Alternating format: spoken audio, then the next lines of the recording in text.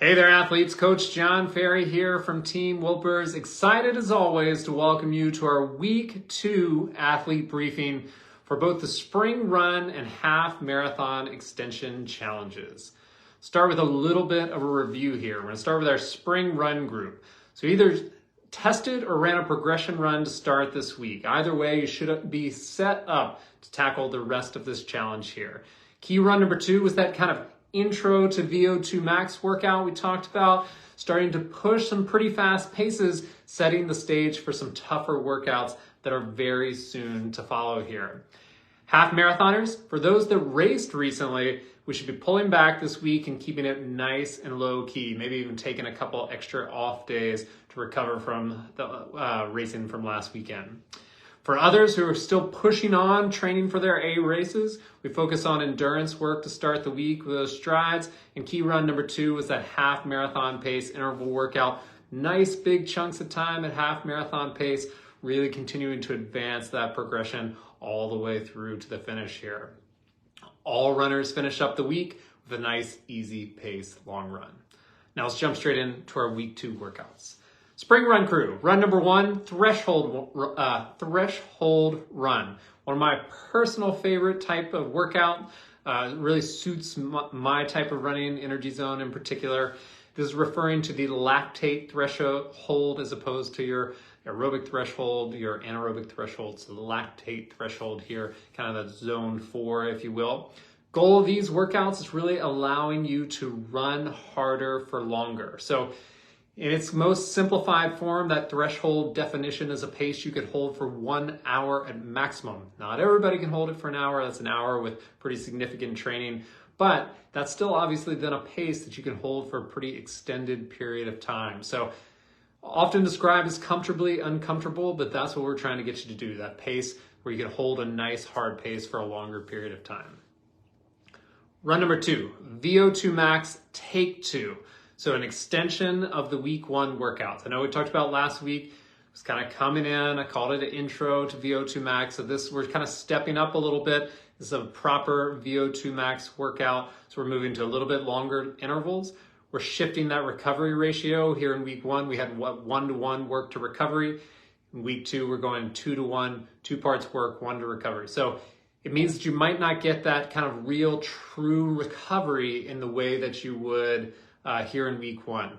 That's okay. You want to maximize that recovery as best as possible, but at this point we're kind of designing it so that you're maybe not getting that full recovery in the way that if people who are doing anaerobic capacity intervals recently, we are hoping that you do get that full recovery. It's okay to start acquiring a little bit of fatigue over the course of the workout. So that's our key run number 2.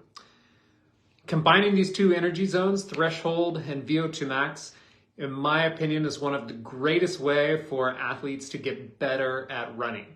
These 2 energy zones really translate from race distances all the way from the mile to the marathon. So there, if you're going to tackle 2 energy zones, in addition to our kind of aerobic endurance, was going to be the biggest one for almost all race distances.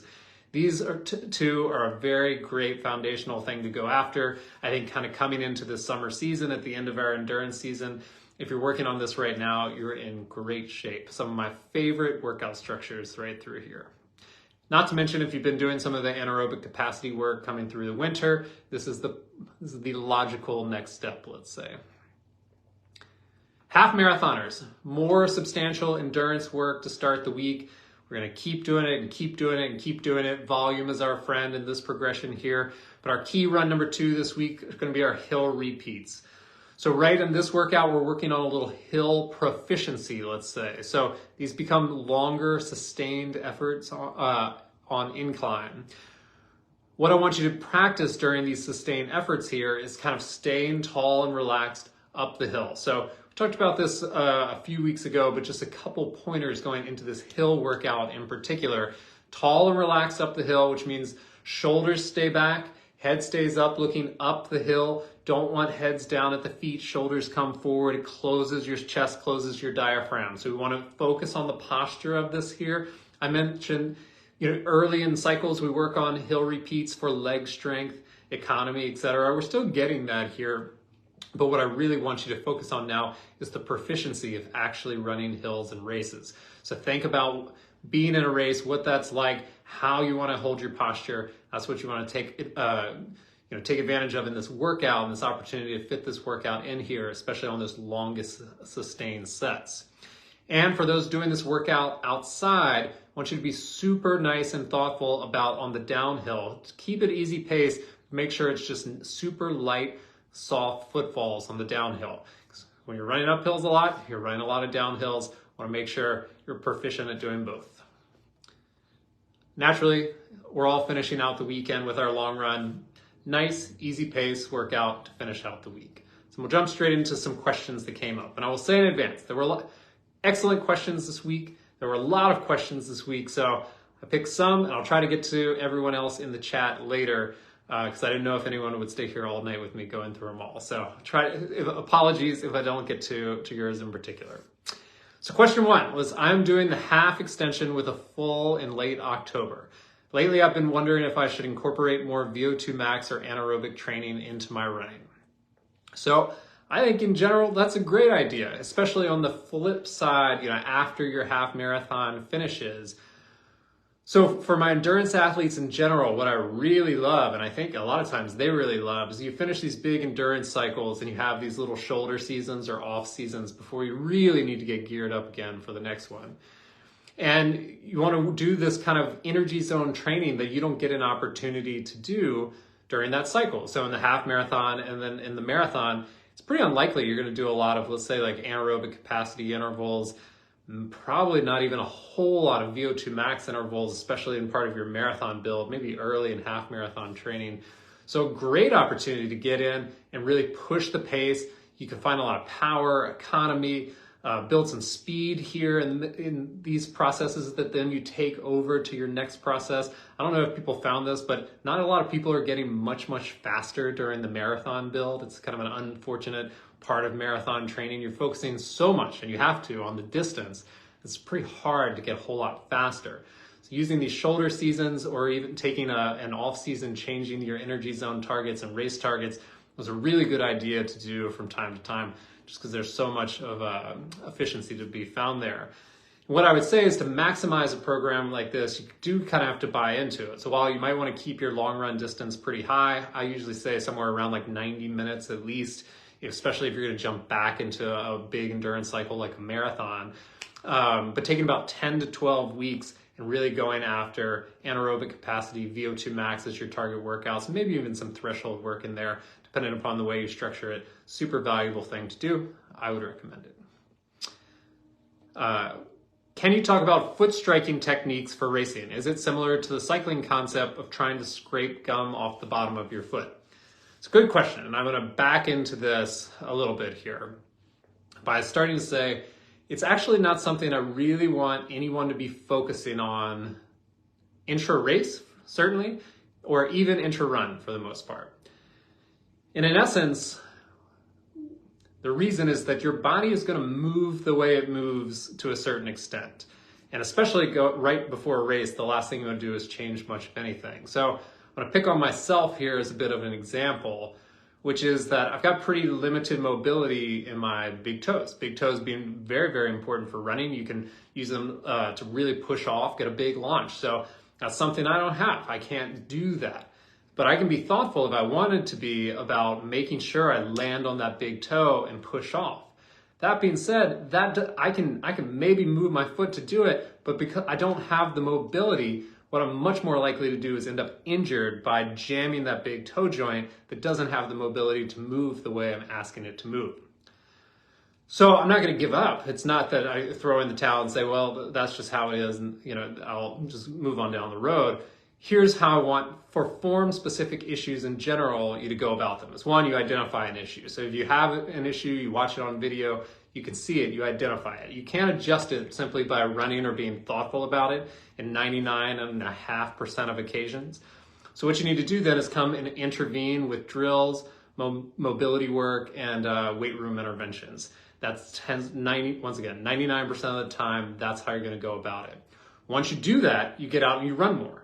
And as you're changing your body, you're changing your mobility, you're changing your strength, Then when you start running more and adding that repetition, your body's going to find a new way to move differently. So going back to my example, I do more work on my feet, get some better toe mobility, get some better ankle mobility. My body's going to learn to move a little bit more efficiently through space. We're pretty amazing in that regards. We're going to find the most efficient way to move ourselves the fastest. And you certainly can use some of we were talking about these off-season workouts, 200 meters, 400 meter, fast repeats. Your body absolutely finds efficiencies there as well. So that's what I would urge you, is to say, don't think about the footfall. Finish your cycle out, finish this race, get back in, do the drills, the weight room interventions you need to do, work on mobility, and allow your body to adjust to that. It's going to be a much more beneficial and enjoyable part of the process. Next question here is, I just started incorporating strength back into my routine on a regular basis. My question is this: when is it okay and/or do strength with sore muscles from a previous strength workout? I think I need strength for injury prevention, but I also don't want to overdo it again, get an overuse injury along the way. It's a great question, incredibly common topic, not in a bad way, in a great way. It's what I've just I've historically referred to as the run strength catch-22 here. Runner starts to do strength to become healthy, more resilient, gets sore, negatively affects your running, back off the strength, lose strength, get fatigued, injured, whatever it is, come back to strength, get sore, get circles and circles and circles. So at a certain point, you have to commit to work through that soreness. And you have to think, if you're new to strength training, it doesn't matter how experienced of an athlete you are, or what your history is, it's a new stimulus and it's very likely to make you quite sore, and it's going to take a few weeks to get over that. However, the more consistent you are, the more diligent about it you are, that is going to be a really fast curve to see progress there and see performance. And you're going to be able to get over it lickety-split. So in terms of running on sore legs, it's not it's not the worst thing in the world. Especially, you don't want to do it leading into your key race, obviously, but after your races, coming into a shoulder season, just slow down. Take it a little bit easier on those workouts, reduce your volume, reduce your mileage, do a couple weeks of easy work, especially if you're trying to build in new strength training to your routine. Just back it off a little bit. It's a really good trade-off long-term to take those couple weeks a little bit lighter in order to build a stronger athlete, a stronger body that can be more resilient to more training. It's a good trade-off. So just, I would say, be patient with it, work through it and allow those growing pains to happen.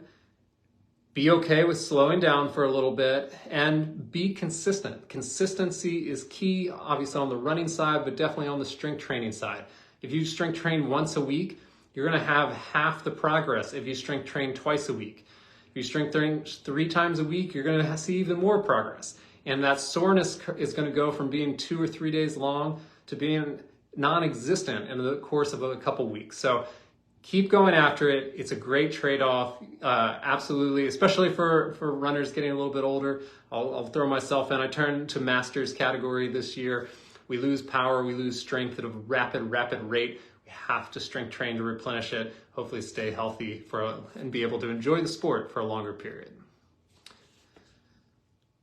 So, climate-related question here. So, will you please provide some strategies for preparing to race in a different climate, specifically for someone who is trained in the cold and will be racing in a warm, humid climate? Is there anything I can do in the last couple weeks to acclimate? So, I think a lot of us are going to be dealing with this here. People have trained through the winter months, cold areas, etc., and are now, because of the change of the season, we're racing a little bit warmer, moving geographical areas, racing a little bit warmer conditions. So one I think a lot of us can think about. And my best piece of advice here might also be my least popular, which is that it's very, very likely have to relax paces a little bit.